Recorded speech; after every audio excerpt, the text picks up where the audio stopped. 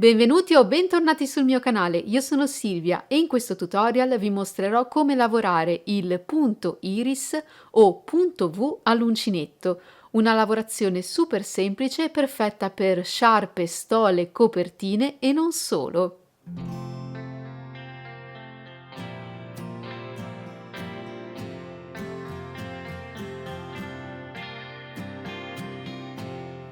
Il punto iris si adatta a tantissime lavorazioni e può essere eseguito con qualsiasi tipologia di filato. Perfetto per principianti poiché si utilizzano solamente i punti base dell'uncinetto, la catenella, la maglia bassa e la maglia alta. Per eseguirlo ci basterà avviare un numero di catenelle multiplo di 4 più 1 e andremo a ripetere i passaggi di un solo giro di lavorazione.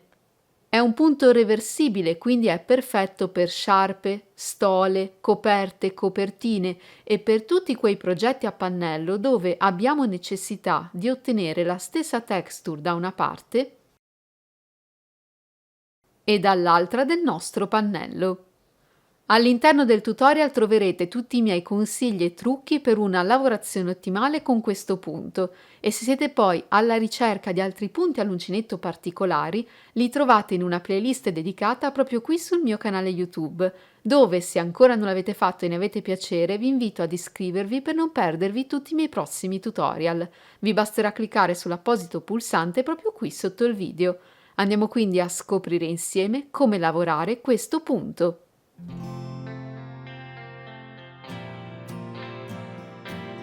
Per evitare che la parte inferiore del vostro pannello si curvi, vi consiglio di avviare le vostre catenelle di base con un uncinetto di numero superiore rispetto a quello con il quale andrete poi a lavorare il resto del punto.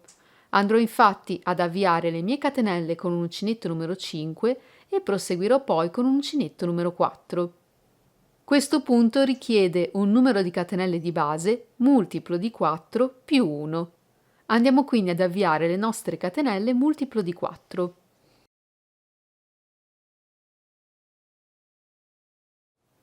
e aggiungiamo una catenella in più, rispettando così il multiplo di 4 più 1. Realizziamo una catenella di supporto che non ha valenza di punto, dopodiché torniamo indietro nella seconda catenella dall'uncinetto, la più 1 del nostro multiplo. Ma prima di fare questo, cambiamo l'uncinetto e partendo dall'uncinetto torniamo indietro nella seconda catenella, la più 1 del nostro multiplo. Contiamo quindi 1, 2 catenelle, vi entriamo e lavoriamo un punto basso. Sul punto basso che abbiamo appena lavorato dobbiamo prendere in considerazione questo filo. Vi dobbiamo entrare con l'uncinetto in questo modo e lavorare un secondo punto basso. Questa combinazione di punti andrà a sostituire il primo punto alto del nostro giro. Andiamo ora a saltare la catenella successiva e nella seguente lavoriamo questa sequenza di punti. 2 maglie alte, una catenella e 2 maglie alte nello stesso punto di base. Carico quindi il filo sull'uncinetto, entro nella catenella, prendo il filo e lavoro un punto alto, sempre nella stessa catenella un secondo punto alto,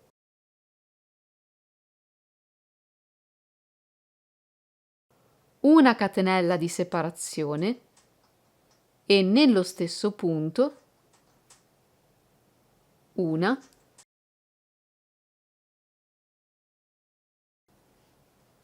e 2 maglie alte. Questa sequenza di punti sarà quella che ripeteremo per tutto il nostro giro. 2 maglie alte, una catenella e 2 maglie alte nello stesso punto di base. Dobbiamo ora saltare le prossime 3 catenelle, 1, 2 e 3, ed entrare nella quarta ripetendo la nostra sequenza. 1, 2, 3. Nella quarta catenella 2 maglie alte,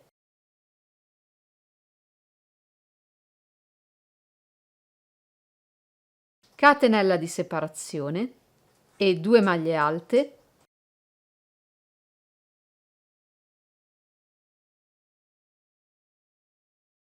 sempre nello stesso punto. Dobbiamo ora saltare 3 catenelle sulla base e nella quarta andare a ripetere questa sequenza. Quindi per tutto il nostro giro, una volta completata la sequenza, si saltano 3 punti sulla base, nel quarto si vanno a ripetere questi passaggi. Proseguiamo in questo modo fino ad arrivare alle ultime catenelle disponibili. Se abbiamo lavorato correttamente, sulla terzultima catenella disponibile abbiamo lavorato la nostra ultima sequenza. Ci restano ora la penultima e l'ultima catenella. Saltiamo la penultima e nell'ultima catenella disponibile, la prima con la quale abbiamo avviato il nostro pannello, andiamo ad eseguire un punto alto. Quindi salto la penultima catenella, sull'ultima eseguo un punto alto. E abbiamo così completato il primo giro di lavorazione. Attenzione!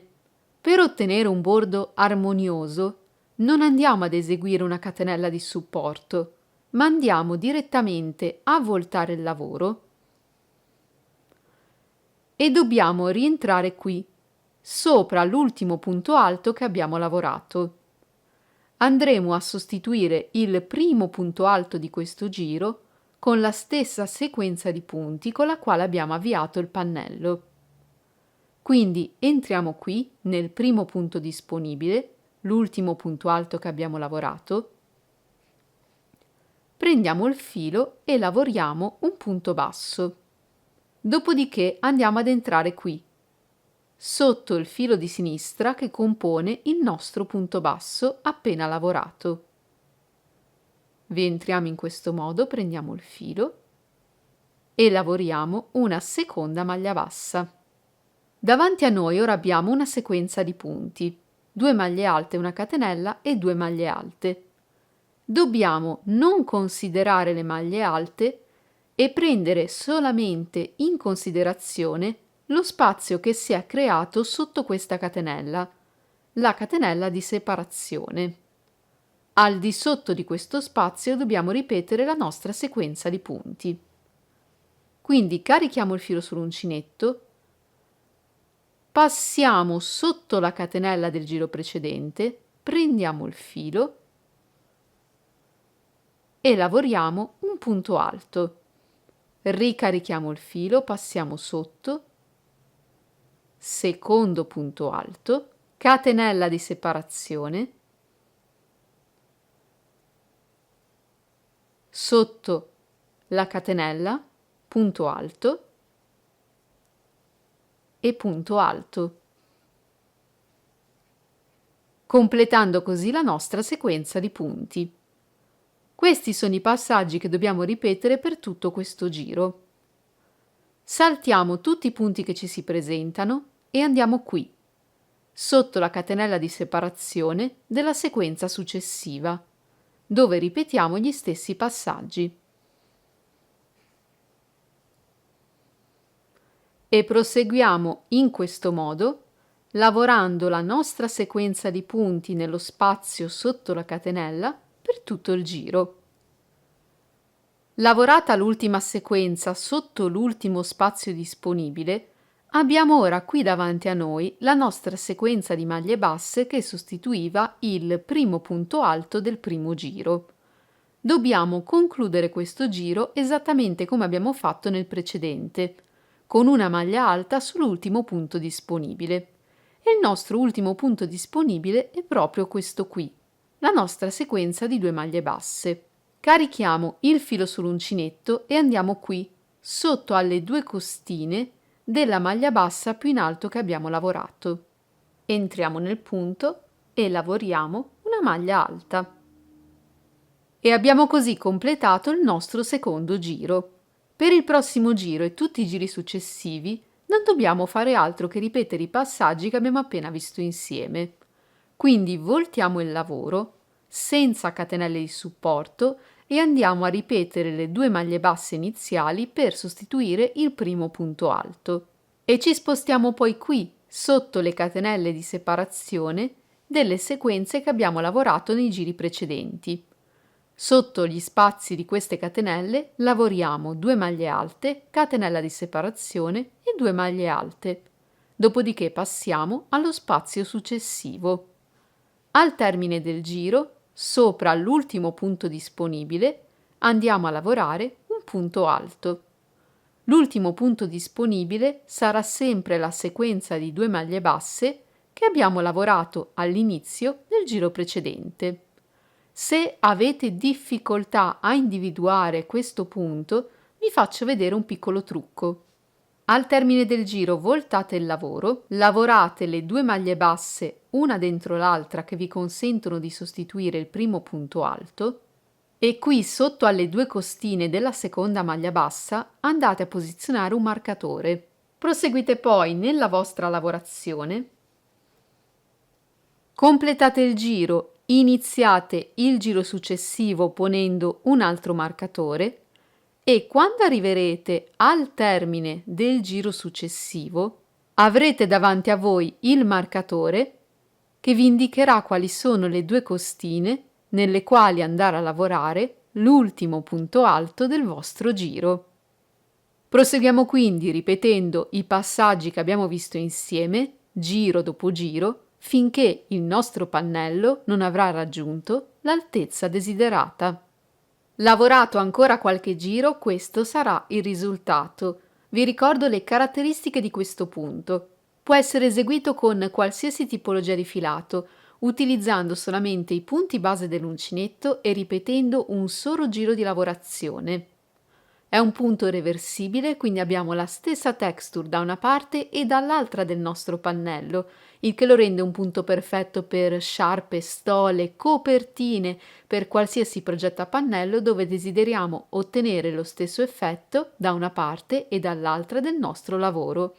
Vi è piaciuto questo punto? L'avete trovato interessante? Fatemelo sapere con un bel pollice in su, un commento sotto il video e se siete poi alla ricerca di altri punti all'uncinetto particolari, vi ricordo che li trovate in una playlist dedicata proprio qui sul mio canale YouTube, chiamata proprio Punti all'uncinetto. E se ancora non l'avete fatto e non volete perdervi tutti i miei prossimi tutorial, vi invito ad iscrivervi al canale cliccando sull'apposito pulsante sempre sotto il video e, se ne avete piacere, a seguirmi su tutti i miei profili social. Perciò con questo nuovo punto vi saluto, auguro buona creatività a tutti voi e ci vediamo in un prossimo video.